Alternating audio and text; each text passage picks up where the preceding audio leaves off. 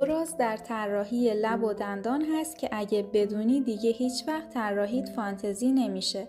اول تشخیص سایه ها هست که باید توناژ تیرگی رو با مقایسه کردن پیدا کنی. دوم ایجاد هایلایت در بین سایه ها که باعث میشه طراحی زنده تر دیده بشه. من رویا هستم و بالای 10 ساعت آموزش رایگان دارم که بهت کمک میکنه طراحی رو یاد بگیری. پس همین الان ادامه ویدیو رو ببین که بهت یاد بدم چجوری لب رو طراحی کنی. اندازه میگیرم از اینجا تا این قسمت 3.6، اینجا هم 4، با هم دیگه میشه 7.6. پس 7.6 طول مستطیل منه.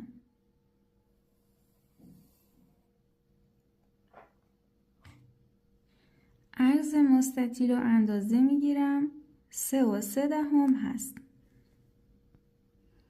پس از این قسمت علامت میزنم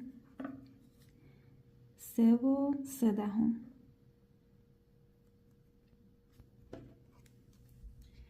از این قسمت هم همین کار رو انجام میدم.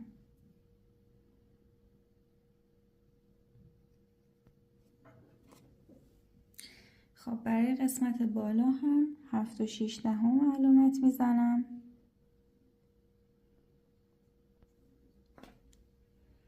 حالا مستطیل رو متصل میکنیم به هم دیگه.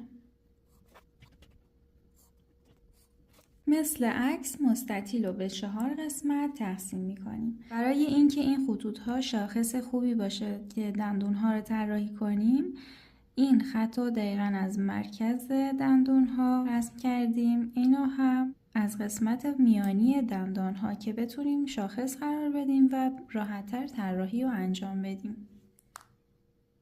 این قسمت رو اندازه میگیرم 3.6، پس 3.6 علامت میزنم و از قسمت بالا هم 3.6 دوباره علامت میزنم.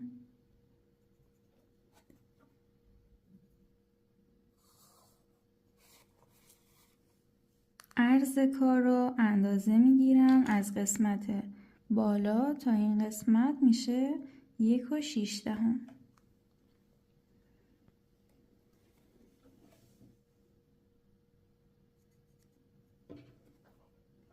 برای این قسمت هم همین کار رو انجام میدم.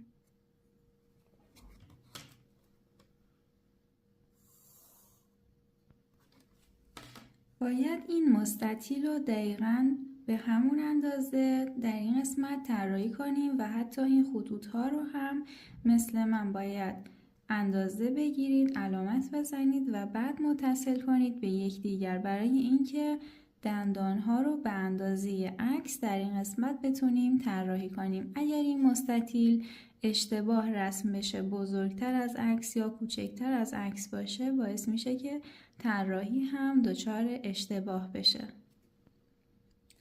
اول لب رو طراحی میکنم. به اندازه‌ای که لب از این خط پایین‌تر قرار گرفته نگاه میکنم و علامت میزنم. دوباره به ضخامت لب توجه میکنم و از قسمت پایین علامت میزنم.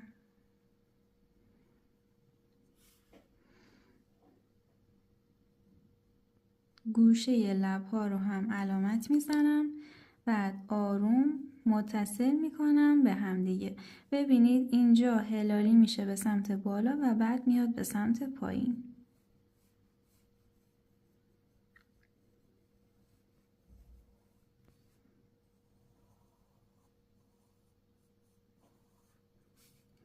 برای این قسمت هم دوباره این قسمت لب میچسبه به خط بالا و بعد میاد به سمت پایین. تقریبا در این قسمت گوشه لب قرار میگیره.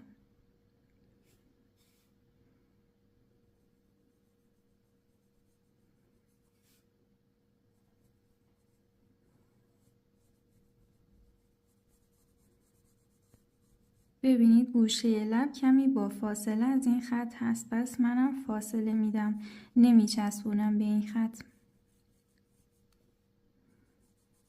الان ضخامت لبا داریم، پس متصل میکنیم به همدیگه از این قسمت تا پایین. ببینید چقدر فاصله داره به همون اندازه علامت میزنم و بعد خطوط رو متصل میکنم به همدیگه. برای این قسمت هم همین کار رو انجام میدم.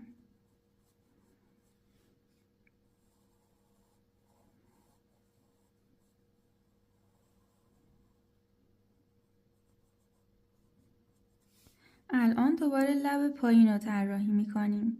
برای لب پایین نگاه میکنیم، قسمت پایین لب به خط پایین چسبیده.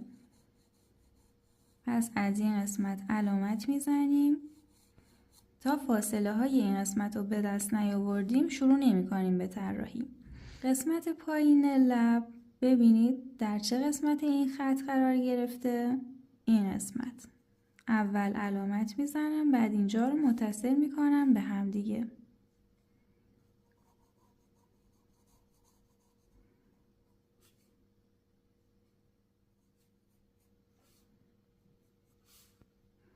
این قسمت به صورت هلالی هست، پس منم مداد رو به صورت هلالی حرکت میدم.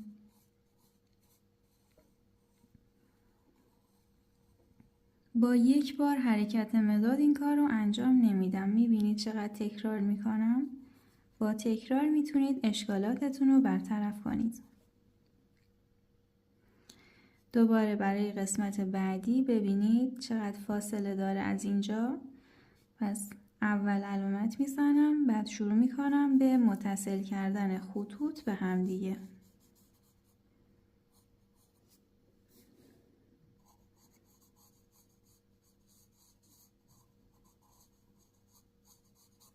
حالا ضخامت لب پایین رو علامت میزنم.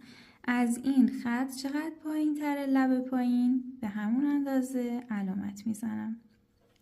توجه کنید که این فاصله ها رو دقیق علامت بزنید برای اینکه طراحی دچار اشکال نشه. اگه نتونستید مدادتون رو به این صورت بذارید و اندازش رو به دست بیارید.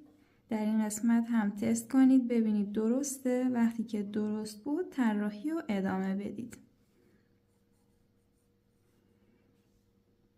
دوباره اندازه لب و علامت میزنم و بعد این خطوط رو متصل میکنم به هم دیگه. از قسمت سمت چپ هم همین کار رو انجام میدم. اینجا کمی هلالی میشه خطوط به سمت پایین و دوباره صاف میشه. به این نکات هم توجه کنید. صاف میاریم، اینجا کمی هلالی میشه و بعد میره به سمت بالا.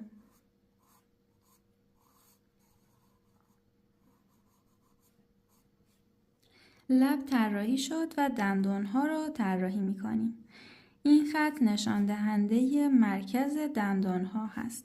پس از همین خط شروع میکنیم به طراحی. اول از همه این قسمت لثه دندان رو به صورت هفتی طراحی میکنیم.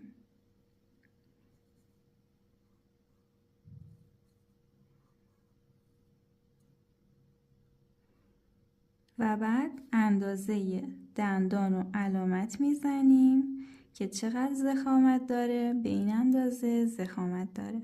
دوباره لثه این قسمت رو هم که علامت زدیم میایم به سمت پایین دندان. دندان ها دقیقاً چسبیده به لب پایین. پس از همینجا طراحی میکنیم. سعی کنید با فشار دست کم طراحی دندان ها رو انجام بدید که در سایه پردازی این خطوط ها محو بشه. برای دندان بعدی هم به عکس نگاه میکنم و خطوط ها رو دنبال میکنم. لثه دندان رو علامت میزنم. به فاصله این خط تا این خط توجه میکنم. و بعد این خطوط به صورت هلالی میاد به سمت پایین.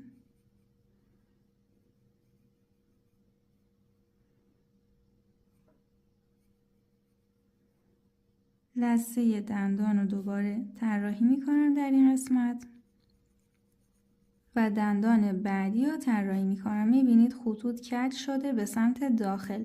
منم به سمت داخل کج طراحی میکنم. کمی از دندان زیر خط قرار گرفته.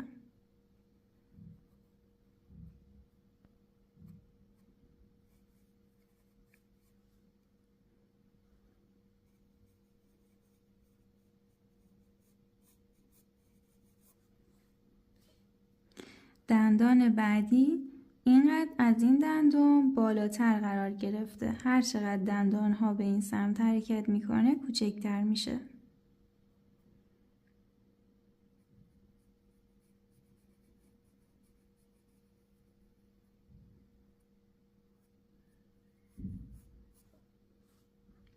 دوباره دندان بعدی کوچکتر از این دندان میشه.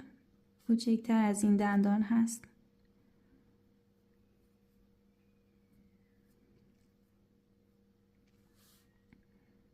این قسمت هم سایه دندانه که نمیذاره همه دندان ها رو مشاهده کنیم.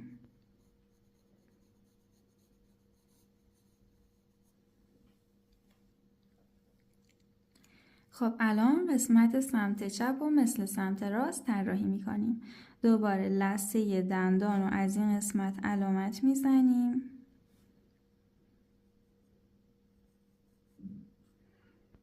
و از قسمت پایین هم علامت میزنیم. بین این خطوط ها رو متصل میکنیم به هم دیگه.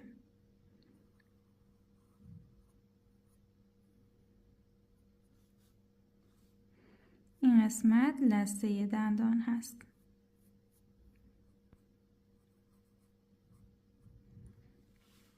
دندان بعدی کوتاه‌تر از این دندان میشه.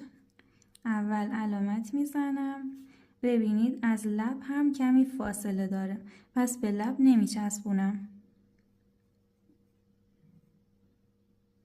ضخامت این دندان به این اندازه هست.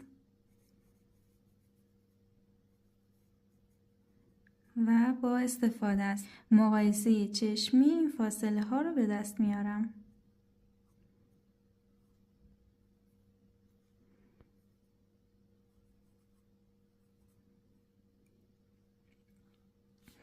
دندان بعدی اینقدر از این خط پایین تر قرار گرفته و قسمت پایین دندان به صورت تیز هست.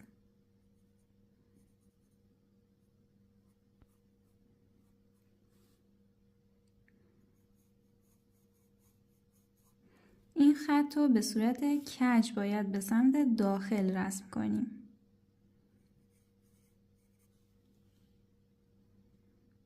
دندان بعدی کوتاه‌تر از این دندان میشه.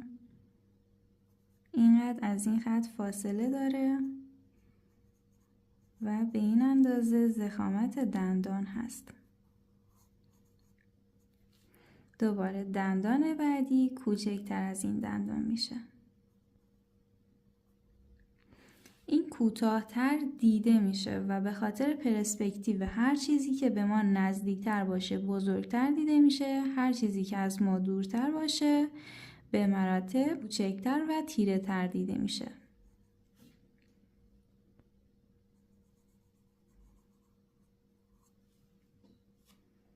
کمی از دندان‌های پایین هم قابل مشاهده است اما زیر این دندان‌ها هست.